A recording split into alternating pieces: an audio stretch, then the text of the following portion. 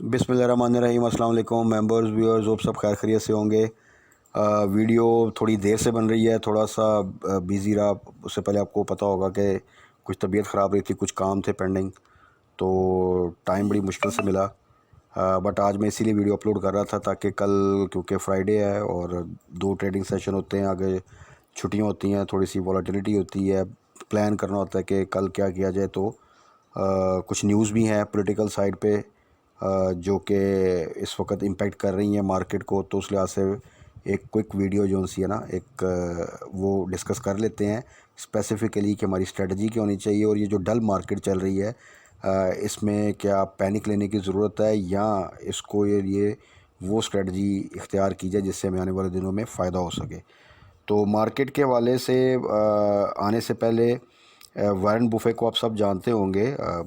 I think one of the best, बल्कि the best जो सा स्टॉक मार्केट में इन्वेस्टर, जिसने as a stock market investor start किया और among top 3 billionaires for many years.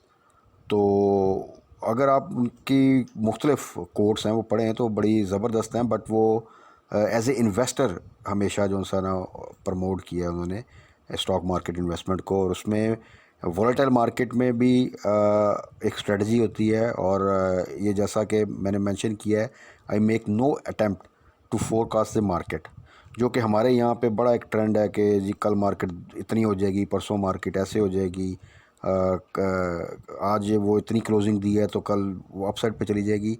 इसका कोई फ़ायदा नहीं है एज सच कि अगर आप ये प्रेडिक्ट करते रहें और उसके बाद आपको ये ना पता हो कि आपने लेना क्या है और बेचना कहाँ पर है और लेना कहाँ पर है।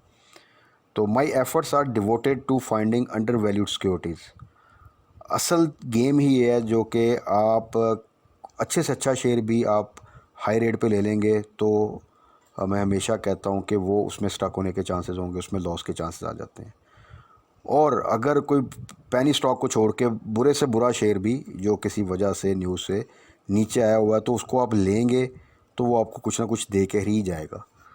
तो होता हमारे यहाँ पे पीएसएक्स में उल्ट होता है। रीज़न बीइंग कि यहाँ बहुत ज़्यादा र्यूमर्स होती हैं, बहुत ज़्यादा पैनिक क्रिएट कर दिया जाता है। एक स्टॉक है, अगर वो थोड़ा सा गिर जाए तो उसके बाद उसके चार्ट्स ऐसे दिखाए जाते हैं कि ये तो जनाब अब मर जाएगा। तो वो क्या होता है कि वो अच्छा भला स्टॉक जो है जो आपको सस्ता मिल रहा होता है, वहाँ पर लोग पैनिक में बेचते हैं और पता चलता है कुछ अरसे बाद वही स्टॉक 10-15% ऊपर जाके बाय कर रहे हैं। तो ये चीज़ थोड़ा सा अवॉइड किया करें, फोकस किया करें स्टॉक्स को, थोड़ा सा उसके प्रीवियस रिजल्ट स्टडी किया करें, उसकी प्राइस साइकिल देखा करें हिस्टोरिकली, उसके हाई लो क्या है एवरी ईयर। ये अगर आप 5 साल का डाटा देखें तो आपको अंदाज़ा हो जाएगा कि यार ये स्टॉक इस रेट पे क्या लेना बनता है या इस रेट पे पैनिक में आके बेचना बनता है। तो अगर तो आप राइट टाइम पे एंट्री लेंगे और जो लेवल एंट्री लेने के वहाँ पर अगर आप एग्ज़िट लेंगे लॉस में, तो फिर तो आप स्टॉक मार्केट में हर ट्रेड पे जो सा है वो प्रॉफिट करने की बजाय लॉस कर लेंगे। तो इसी तरह आप सबको याद होगा कि कोविड के दिनों में मार्केट जो सी है वो कहाँ पर आ गई थी, और वही Attock refinery I think 70 below था, NetSol I think 60 below था, बहुत से स्टॉक अंडर 100 आ गए थे जो कि 200-300 पे होते होते थे। और उसके बाद जब रिकवरी आई तो आप सबको याद होगा कि आईटी के स्टॉक्स कहाँ पर गए थे, वही नेट सोल 300 पे गया था। और एट द सेम टाइम आपको ये भी याद होगा कि बहुत से लोगों ने 300 पे भी एंट्री ली होगी। तो सोचें कि ये एक ऐसी हमारी मार्केट में र्यूमर बेस्ड न्यूज़ आती हैं और इतनी वॉलेटिलिटी है, थोड़ी सी मैनिपुलेटेड भी होती है कि एक स्टॉक जो कि 60 से स्टार्ट होता है और 300 पे चला जाता है, वो 300 पे जाके क्या लालच होता है कि जहाँ पर जाके एंट्री ली जाती है और वहाँ से देखें वो वापस जो है दोबारा वो 70 के पास आया तकरीबन। वो टाइम था जब ये 80 से नीचे था। मैं बार बार अपनी वीडियो में मेंशन करता रहा कि ये एंट्री का लेवल है, यहाँ पे आप एंट्री लें। और वहाँ से देखें जिन्होंने भी वहाँ पे एंट्री ली होगी, मार्केट जितनी मर्ज़ी ऊपर नीचे चली जाए वो इस वक्त प्लस में ही होंगे, लॉस में आने का कोई चांस नहीं है। इसी तरह और बहुत से स्टॉक्स हैं जिनकी एग्जांपल्स आप ले सकते हैं। सो अच्छे स्टॉक को फोकस करें, ख़ास तौर पे जब मार्केट की नेगेटिविटी की वजह से, वॉलेटिलिटी की वजह से अच्छा स्टॉक आपको कम रेट पे मिल रहा है, तो फिर छोटे स्टॉक में जाने का, छोटे से मतलब पेनी स्टॉक में जाने का कोई तुक नहीं बनता। हाँ, जब यही स्टॉक आपको मतलब नेट सोल दोबारा किसी टाइम पे आपको 200 से ऊपर मिल रहा हो और अटक रिफाइनरी आपका 300 पे गया हो, ठीक है जी, चीज़ें जो सी हैं वो डबल ट्रिपल डिजिट पे गई हों, तो वहाँ पर फिर आप देखते हैं कि अपनी इन्वेस्टमेंट के हिसाब से कि यार आप पेनी स्टॉक में भी एंट्री लीजिए तो उधर से चलें 1-2 रुपया जो सा है वो मैं ले लूँ, उसमें भी रैली बन जाएगी थर्ड फेज़ में। अदरवाइज़ हमेशा फोकस अच्छे स्टॉक्स पे करें, ख़ास तौर पे जिनके रिज़ल्ट्स अच्छे आते हैं हर क्वार्टर में। प्लस ये पूरी जो प्लानिंग और इन्वेस्टमेंट होती है ये आपकी ईयरली बेस पे होती है, इस लिहाज से क्योंकि एवरी ईयर जब बजट आता है तो वहाँ पे दोबारा से फिर एक रीकैलकुलेशन होती है अकॉर्डिंग टू द बजट के जिन सेक्टर्स पे कोई टैक्सेस लग जाते हैं वहाँ पे फिर आप दोबारा से उनकी ईपीएस एवरीथिंग वो रिवाइज़ होती है। उसी तरह आपको स्ट्रेटजी रिवाइज़ करनी पड़ती है और जिन सेक्टर्स को कुछ रिलीफ मिलता है या इंसेंटिव मिलते हैं वहाँ पर फिर आप अपनी इन्वेस्टमेंट जो सी है वो आहिस्ता आहिस्ता शिफ्ट करते हैं, क्योंकि अगले पूरे साल में उनको डिफरेंट जो है वो बेनिफिट हो सकते हैं और उनमें अच्छी रैली बन सकती है। तो अब मार्केट देखें लो वॉल्यूम के साथ है। न्यूज़ आप सबको पता है पॉलिटिकल साइड पे जो चल रही है इस वक्त। अब अदालत ने कहा कि फ़र्द जुर्म आयद होगी इमरान खान पे आने वाले दिनों में। तो इस दौरान और आने वाले दिनों में जब वो डेट करीब आएगी पॉलिटिकल साइड पे कितनी हलचल होती है, क्या होता है, वी डोंट नो। वो आपको पता है डे टू डे चीज़ें डेवलपमेंट होती हैं। तो अल्लाह करे कि चीज़ें सेटल डाउन हो। जब तक प्रॉपरली ये ना पता चल जाए कि ये गवर्नमेंट जो सी है आने वाले चंद महीनों एटलीस्ट, ठीक है, वहाँ तक स्टेबिलिटी के साथ चलेगी, तब तक ये मार्केट कभी भी सस्टेनेबल रैली नहीं बना सकती। तब तक यही strategy short trades full exposure के साथ आप जो सा वो ना बाइंग करें, लेवरेज पे तो सोचें भी ना इस तरह की मार्केट में, ठीक है, और हाई साइड पे बाय ना करें तो फिर आप चीज़ें जो सा अच्छे तरीके से सर्वाइव कर सकते हैं और लॉन्ग टर्म के लिए भी बड़ा अच्छा पोर्टफोलियो डेवलप कर सकते हैं।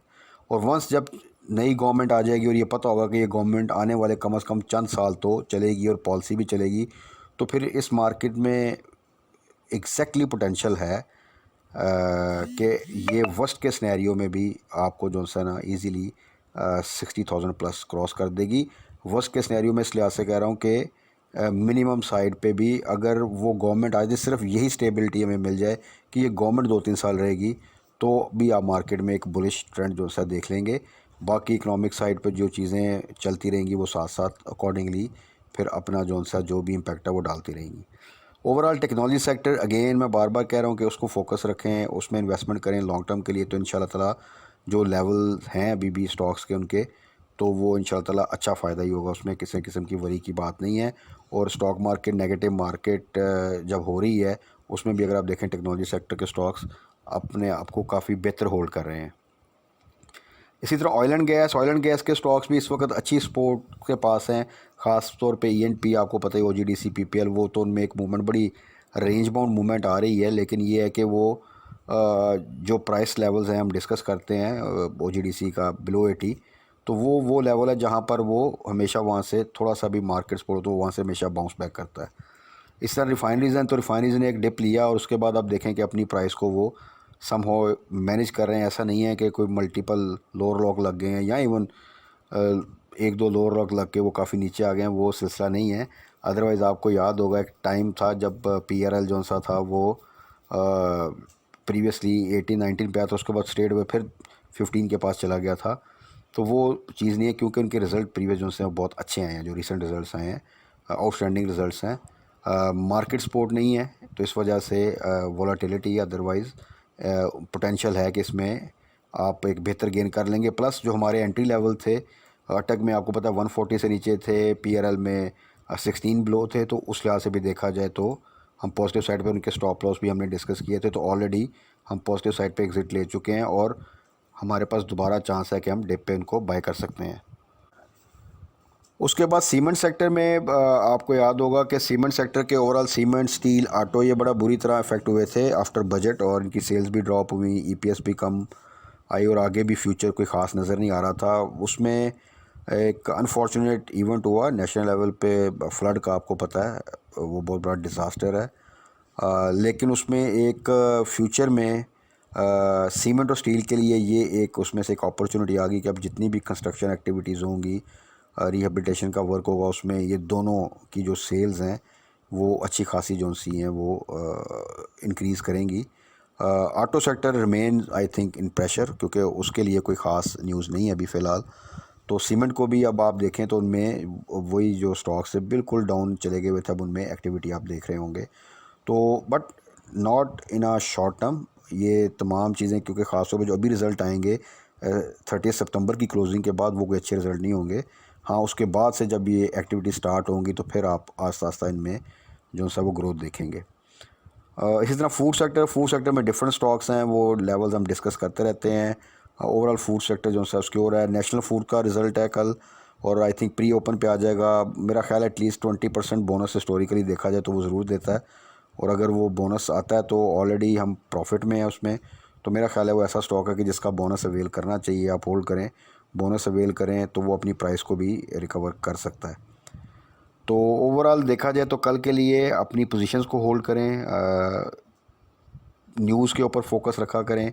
स्टॉप लॉस जो से हैं जो हम डिस्कस करते हैं उनको जो सा है वो साथ साथ इम्प्लीमेंट ज़रूर किया करें, और हाई साइड पे बिल्कुल बाय नहीं करना। जब मार्केट कभी बाउंस बैक करे या रिकवरी करे थोड़ी सी 1500 2000 पॉइंट की भी इवन, तो वहाँ पे एकदम फिर न्यूज़ आनी शुरू हो जाती है कि यार ये स्टॉक यहाँ पे चला जाएगा यहाँ पे, तो तब ज़रा बाय हाई साइड पे नहीं करना।